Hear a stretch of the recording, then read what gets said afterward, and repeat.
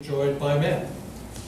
So he certainly is sharing that. I don't find him especially active on that file. He conforms to lots of gender stereotypes in his own writing, but he subscribes to these principles.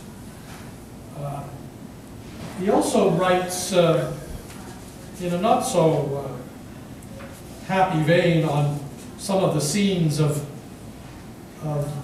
woe and misery he sees in the modern world. It's like a modern inferno. Nations that are held in galling chains till not a spark of liberty remains. Laborer toiling for a master hard for scanty pittance, even less regard than that he gives his horses. The child maltreated by a parent stern, or early bereft its living force to earn, as best it may. Cripples, scathed by wars or accident, exhibiting his scars to stony hearts. The seamstress at her task the whole day long, with cold and hunger, silencing her tongue. The fever patient tossing to and fro upon his bed, in agony and woe. Driven to desperation, see the man or woman on whose cheek is stamped the wan and hard expression of supreme despair.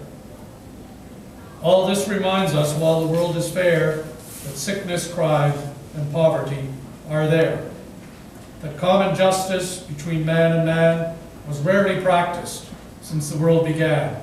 The 10 Commandments, Sermon on the Mount, are but considered as of small account, beside the idle self, which saps and slays the heart's best impulse in these degenerate days. So the Fredericton Socialists were never numerous. I think the top number was 19 members in the local. Agitators. This is an interesting piece in the archives, which I just figured out what it must be recently. It's an envelope, obviously, addressed to Henry Harvey Stewart when he was in Kent County teaching school there. Sent by Butler. There's a letter from Butler inside.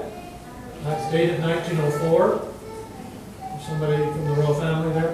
And but why is it decorated in this ornate fashion? What does it look like to you? He must have been bored. Who did this? Looks like a little kid did it. A little kid did it, exactly. So this is done by his son, who would have been 6 years old at the time. And, I mean, that's my surmise. Having seen a few children through their scribbling days. And, indeed, his first book is dedicated to his infant son, who's only a year old at this time, I believe. So his second book is dedicated to Martin Albert Butler. And of course, the sad part of this story is that his son died of typhoid fever at 8 years of age in 1906. Is buried in the Hermitage Cemetery along with Butler's mother and later his wife as well.